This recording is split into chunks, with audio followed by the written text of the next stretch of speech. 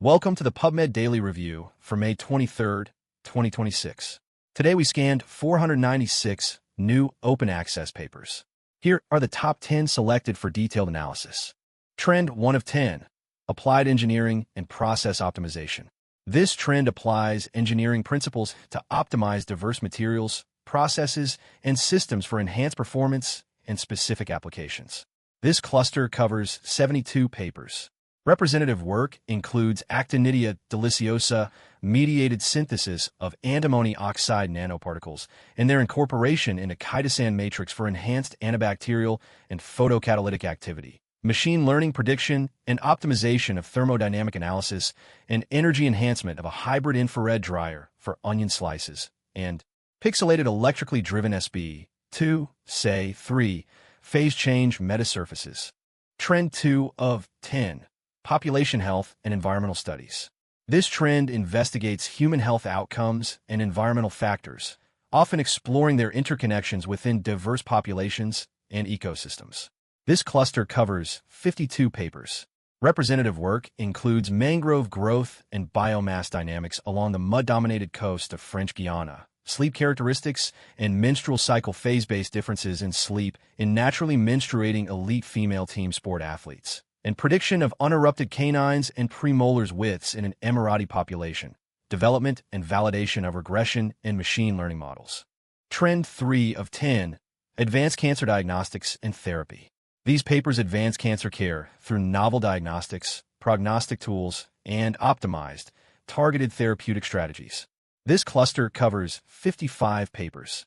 Representative work includes prioritizing cancer survivorship care. Combining MRI criterion and pathology-based microvascular invasion improves prognostic stratification in early HCC, and objective function-guided automated VMAT planning reduces OER dose, low-dose exposure, and interplantar variability in breast radiotherapy. Trend 4 of 10, Microbiology and host microbe interactions. This trend unravels the profound influence of microbes and their host interactions on health, disease, and biotechnological innovation. This cluster covers 36 papers. Representative work includes endophytic and rhizospheric bacteria of medicinal plants as sources of bioactive compounds, antimicrobial and antioxidant potential, the hidden burden of schistosomiasis in women and girls, and gene transfer from indium 5, producing an OXA 48. Producing Enterobacter hormicii ST79 on contaminated dicloxacillin capsules to other Enterobacterals in Europe, 2020-23, a retrospective, observational, molecular epidemiological study. Trend 5 of 10, Neuroscience, Brain Function, and Behavior.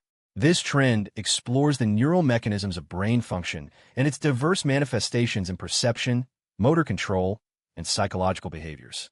This cluster covers 46 papers.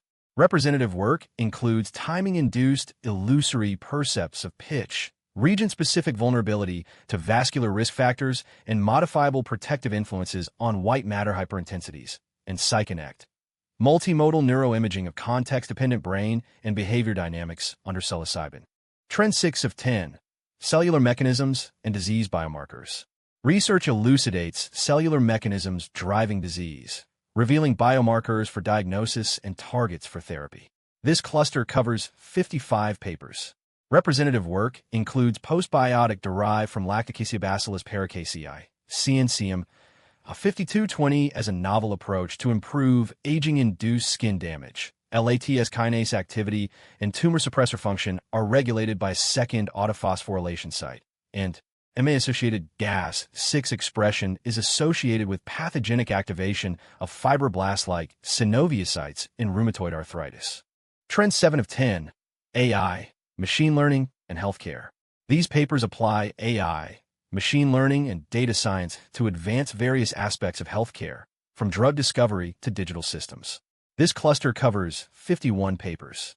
Representative work includes data science and AI in healthcare, a study on physicians' perceptions of privacy in the context of the e-NABIs, EPOLs, in the Turkish healthcare system, and design and classify innovative antimicrobial and dual and multifunctional peptides using generative artificial intelligence. Trend 8 of 10, Clinical Outcomes and Public Health. analyzing clinical outcomes and public health impacts across diverse populations, diseases, and interventions. This cluster covers 62 papers. Representative work includes intellectual and physical disability and risk of COVID-19 infection, hospitalization, and mortality, a national cohort of 3.7 million adults in Scotland, the unpaid infrastructure of cardiovascular science, and patient characteristics and lifestyle determinants of quality of life among women with endometriosis, a systematic review. Trend 9 of 10, Fundamental Science and Diverse Mechanisms. Unraveling the fundamental mechanisms governing diverse phenomena across various scientific domains. This cluster covers 40 papers. Representative work includes alignment in URAS structure and negative parity sideband in the proton-rich nucleus formula. See text SM, skin aging, mechanisms, evaluation, and rejuvenation, and higher-order structural organization of mitochondrial metabolism. Trend 10 of 10, Advanced Machine Learning and AI Models. These papers leverage advanced AI or ML models, including transformers, to achieve high performance and explainability in diverse real-world applications. This cluster covers 27 papers. Representative work includes in silico augmentation strategies for enhanced machine learning performance in fracture recognition, a multi-level attention CNN transformer-based framework for the detection of brain tumor using regional dual score explainability, and art management platform based on virtual scenes. Up next, our first paper out of 10. Gene transfer from NDM5, producing an OXA48, producing Enterobacter hormicii is T79 on contaminated dicloxacillin capsules to other Enterobacterals in Europe, 2020-23. A retrospective, observational, molecular epidemiological study by Astrid Rasmussen and Henrik Hasman from Department of Bacteria, Parasites and Fungi, Statens Serum Institute, Copenhagen, Denmark. Let's break down its key contributions. Imagine a critical medicine, meant to heal, instead spreading dangerous antibiotic resistance. That's what happened in Denmark, where contaminated dicloxacillin capsules led to an outbreak of carbapenemase-producing bacteria. While initial investigations identified a clonal spread, there were hints of something more insidious, plasmids carrying resistance genes, jumping between different bacterial species. This study set out to uncover the true scope of this plasmid-mediated threat. To understand this complex spread, researchers conducted a retrospective genomic and epidemiological investigation. They analyzed nearly 2,000 isolates of carbapenemase-producing bacteria from Denmark's national surveillance system, collected over almost a decade. The core of their method involved advanced genomic sequencing and in silico screening, specifically looking for unique fragments of the outbreak plasmids. This allowed them to compare the effectiveness of traditional outbreak detection against a more targeted, plasmid-focused approach. The findings were striking. While conventional methods identified only 16 of the 53 outbreak-related isolates, an additional 37 were uncovered using plasmid-specific screening. This meant that 24 patients carried other bacterial species with these dangerous resistance plasmids, even without the original outbreak strain. In some cases, the plasmids themselves had even undergone structural changes, highlighting the dynamic nature of this genetic transfer. This clearly showed that the problem was far more widespread than initially thought. This study fundamentally changes our understanding of how antibiotic resistance can spread from a single source. It underscores that a clonal outbreak isn't just about one bacterium. It can quickly become a multi-species problem through plasmid transfer. The key takeaway is clear. We must move beyond traditional methods and embrace advanced genomic tools, especially plasmid-focused screening, to truly track and contain these evolving threats. This research provides a critical roadmap for future public health responses to antibiotic resistance. Up next, our second paper out of 10.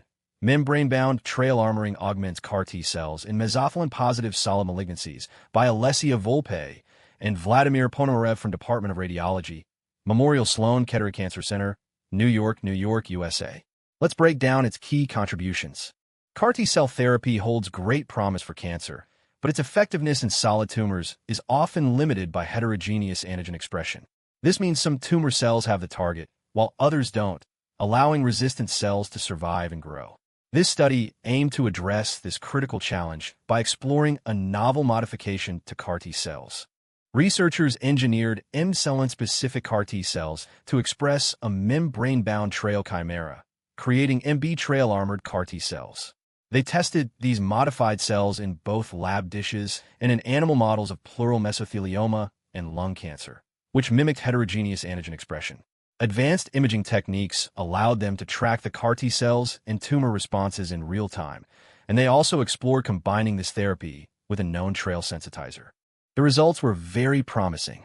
The MB trail-armored CAR T cells significantly improved survival in both mesothelioma and lung cancer models, even when tumors had mixed antigen expression. Importantly, they also provided sustained protection against the spread of cancer.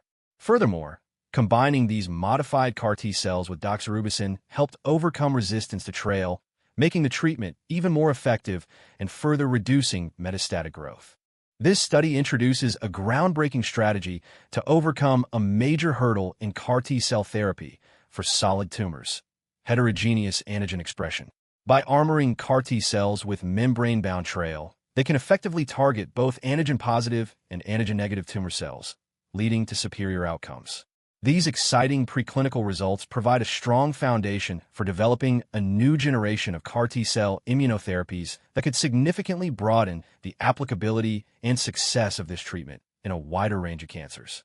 Up next, our third paper out of 10, Human CART 22.19 Therapy in Refractory Pediatric BL. Insights from a named patient cohort by Anna Sophia Mast and Christian Martinsites from Department of General Pediatrics, Hematology and Oncology, University Hospital Tübingen, Germany. Let's break down its key contributions.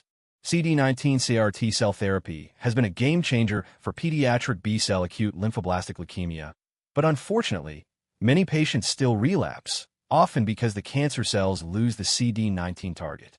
While dual-targeting CAR T-cells show promise, their long-term effectiveness is often hampered by the CAR T-cells not persisting long enough in the body. This study explores a new dual-targeting CAR T-cell therapy, CART 22.19, to see if it can overcome these limitations in very sick children. This study involved a small, high-risk group of 9 pediatric patients with relapsed or refractory BL who had already undergone extensive prior treatments. They received a novel, fully human dual-targeting CAR T-cell therapy called CART 22.19. The researchers carefully monitored both the safety profile, looking for any adverse events, and the efficacy, assessing for molecular remission and overall survival in these challenging cases. This was conducted as a named patient program, allowing for close observation of this new treatment. The results were quite encouraging for this high-risk group. We saw an initial complete molecular remission in 78% of patients, which is significant. The 12-month overall survival rate was 55.6%, indicating a meaningful impact on patient outcomes. Importantly, the therapy demonstrated a favorable safety profile, with no treatment-related deaths and no severe neurotoxicity. While grade 3 or higher cytokine release syndrome occurred in about 38% of infusions, these cases were manageable with standard interventions, highlighting the therapy's tolerability. This study demonstrates that CART 22.19 therapy is a promising new option for children with very difficult-to-treat BL, especially those whose disease has become CD19 negative. However, a key challenge identified is the limited persistence of these CAR T cells, which can lead to relapse. An exciting finding was that using donor-derived CAR T cells after a reduced-intensity allogeneic stem cell transplant might be a way to overcome this persistence issue and improve long-term outcomes. This suggests important avenues for future research and clinical development to make this therapy even more effective. Up next, our fourth paper out of 10, Large Language Models for Zero-Shot Procedure Extraction in Orthopedic Surgery, a comparative evaluation by Ashton Williamson and Ada M. Kiapur from Department of Orthopedics and Sports Medicine, Boston Children's Hospital, Harvard Medical School, Boston, Massachusetts, 02115, United States. Let's break down its key contributions. Imagine the wealth of information hidden in surgical operative notes. Unfortunately, manually extracting this data for clinical registries and research is a huge challenge. It's slow, expensive, and often inconsistent. This paper explores a groundbreaking solution, using large language models, or LLMs, to automate this process. The core question is whether these advanced AI models can accurately pull out detailed surgical procedure information without any prior training, potentially transforming how we manage clinical data. To answer this, researchers conducted a large-scale evaluation. They used a dataset of 800 real orthopedic operative notes, which were meticulously annotated by both an orthopedic surgeon and an administrator. They then tested 14 different large language models, ranging from open source to proprietary, to see how well they could extract procedure information in a zero-shot manner, meaning without specific training on this task. The performance of these LLMs was then compared against the human annotations, primarily using macro F1 scores to assess accuracy. The results were quite impressive. The large language models consistently achieved macro F1 scores above 0.6, showing a strong capability for extraction. In fact, they improved upon administrative coding by up to 10 points, a significant leap forward. Researchers also found that larger models generally performed better, though the gains started to plateau once models exceeded 30 billion parameters. While LLMs showed clear strengths, their performance did vary, with more challenges observed for rare or complex surgical procedures. This study has profound clinical significance. It demonstrates that modern LLMs can already outperform routine administrative coding, paving the way for faster, cheaper, and more consistent curation of surgical data for registries and research. However, it's crucial to acknowledge that achieving full alignment with surgical experts, particularly for rare or complex cases, is still an open challenge. Moving forward, the focus should be on refining these models through domain adaptation and carefully considering how to best integrate them into surgical informatics workflows to maximize their benefits. Up next, our fifth paper out of 10.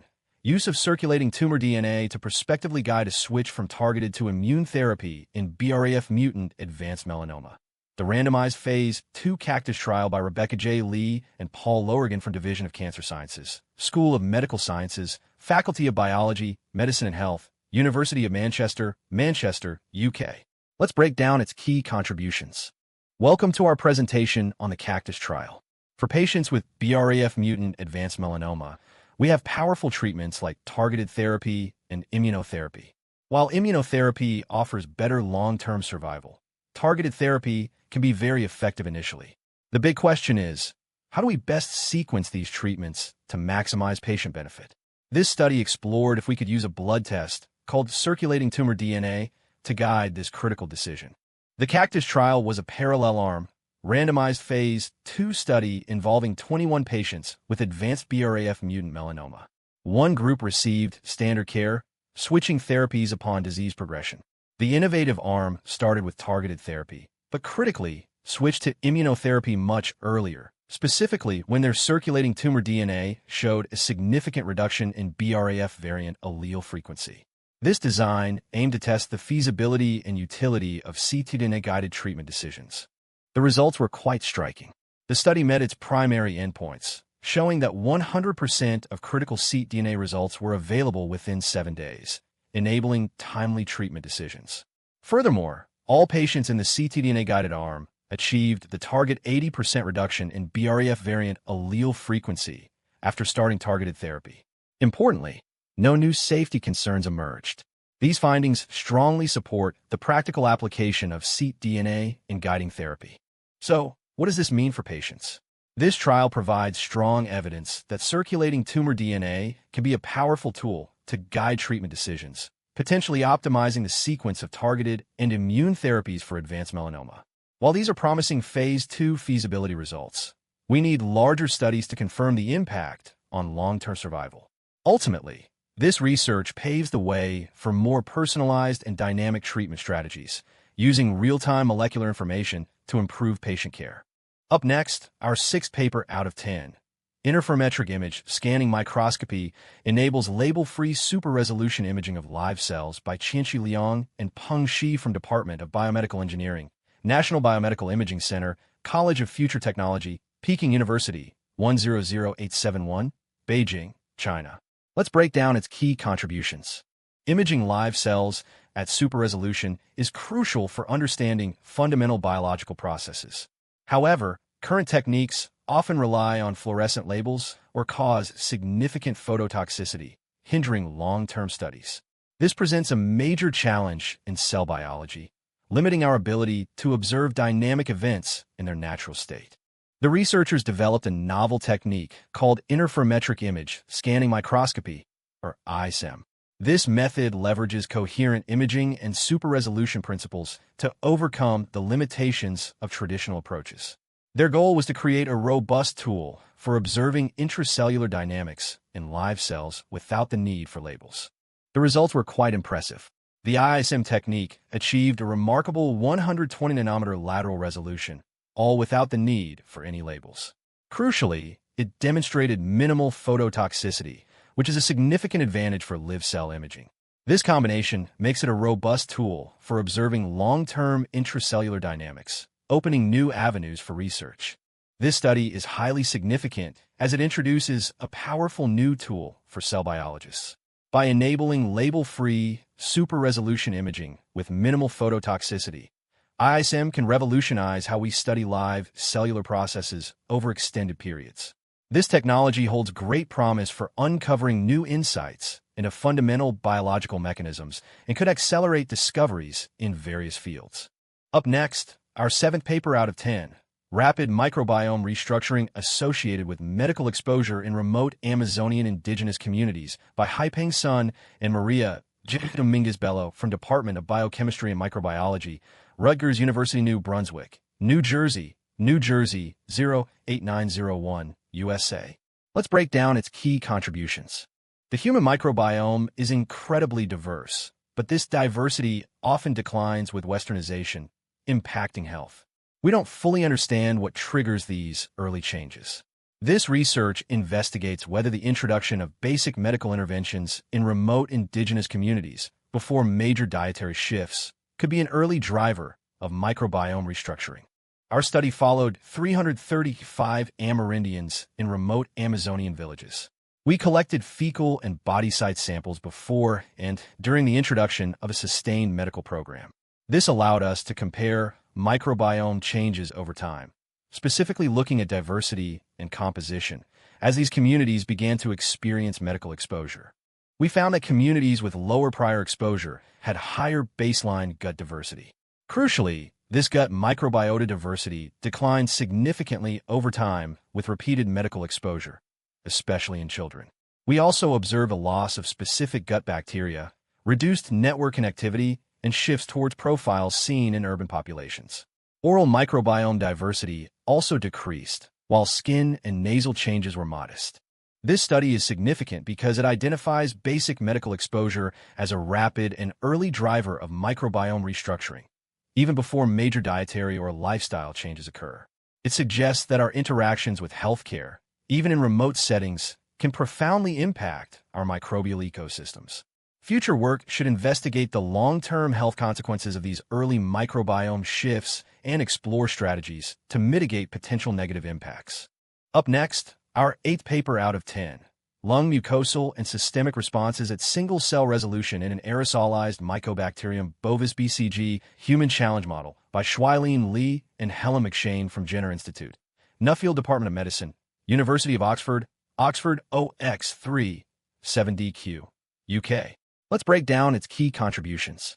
Tuberculosis remains a global health crisis, and developing an effective vaccine is a top priority. However, our progress is often slowed by a lack of detailed understanding of how the human immune system responds to mycobacterial infection. This paper tackles that challenge head-on, seeking to uncover the precise immune dynamics in response to a controlled mycobacterial exposure. Researchers employed a sophisticated human challenge model, exposing BCG-naive individuals to aerosolized Mycobacterium bovis BCG. They then used cutting-edge single-cell and bulk immune profiling techniques on both bronchoalveolar lavage and blood samples. This allowed them to track immune responses at an unprecedented resolution, identifying key cellular changes and gene expression patterns over time. The findings were striking. We saw rapid changes in cellular composition and gene expression, with TB-associated gene signatures appearing as early as days 2 and 7 post-challenge. Importantly, T-cell receptor clones that expand in the blood at day 7 persisted in the lung mucosa for up to 56 days.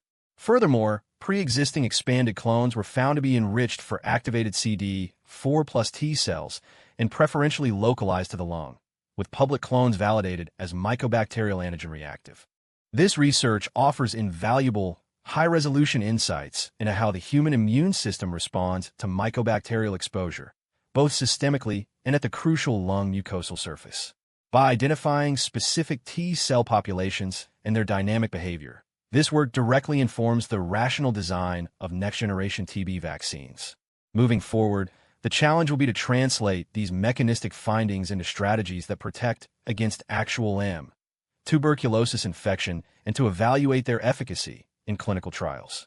Up next, our 9th paper out of 10, a generative framework for predicting cellular morphological and transcriptomic perturbation responses by Rui Peng and Jinzhuo Wang from Department of Big Data and Biomedical AI, College of Future Technology, Peking University, Beijing 100871, China. Center for Biomedics Research, Academy for Advanced Interdisciplinary Studies. Peking University, Beijing 100871, China. Let's break down its key contributions. Imagine being able to predict how cells will react to new drugs or genetic changes, even before any experiments are done. This capability is vital for accelerating drug discovery and creating sophisticated virtual cell models. However, current methods fall short. They either focus on just one aspect of cellular response or need a lot of prior experimental data, which limits their use for truly novel discoveries. To tackle this, researchers developed multi-VC-diff, a novel generative diffusion framework. This model was designed to simultaneously predict both the visual changes in cells and their gene expression patterns in response to various perturbations. It was rigorously trained on a vast dataset, encompassing over 1,000 chemical and genetic perturbations, and then tested under challenging zero-shot conditions, meaning it had to predict responses to entirely new, unseen drugs. The results were impressive. Multi-VC-diff significantly outperformed existing single-modality prediction models. It successfully overcame a common challenge in image generation called mode collapse, producing diverse and realistic cellular morphologies. Crucially, it also generated highly accurate gene expression signatures and could reliably identify the underlying mechanisms of action for various drugs. These findings demonstrate a major leap forward in predictive biology. This groundbreaking framework eliminates the dependency on prior experimental readouts, paving the way for scalable in silico hypothesis generation and significantly accelerating drug discovery. It represents a major step towards more holistic and accurate virtual cell modeling. While promising, future research will likely focus on experimentally validating its novel predictions and integrating it with even broader biological contexts to unlock its full potential. Up next, our 10th paper out of 10, Direct Generation of Human Neuronal Cells from Adult Astrocytes by Small Molecules by Longfei Gao and Gang Pei. Let's break down its key contributions. Imagine being able to regenerate lost neurons directly from a patient's own cells. Astrocytes, a type of brain cell, are excellent candidates for this, given their ability to proliferate and their close lineage to neurons. While fetal astrocytes have been converted, the big question is whether we can do this with adult human astrocytes using small molecules, offering a safer, transgene-free path for therapies. To tackle this, researchers started with human adult astrocytes. They applied a specific cocktail of small molecules to induce conversion. The resulting cells were then rigorously characterized using various techniques, including examining their morphology, checking for neuronal markers, and performing electrophysiological recordings. Finally, these induced neurons were transplanted into mouse brains to assess their survival and maturation in a living system. The results were quite exciting. The induced cells not only looked like neurons, but also expressed key neuronal markers. Crucially, they displayed typical neuronal electrophysiological properties, confirming their functional identity. Furthermore, their gene expression profile closely matched that of human embryonic stem cell-derived neurons. When transplanted into mouse brains, these cells survived and matured, demonstrating their potential for in vivo integration. This study presents a groundbreaking, transgene-free method to generate functional neurons directly from adult human astrocytes using small molecules. This breakthrough has significant implications, paving the way for autologous cell replacement therapies for neurological disorders, enhancing disease modeling, and improving drug discovery. Moving forward, Research will focus on optimizing this conversion process and thoroughly evaluating the long-term safety and integration of these induced neurons. That's all for today's PubMed Daily. If you found this helpful, please leave a comment, and subscribe for daily paper summaries. See you tomorrow.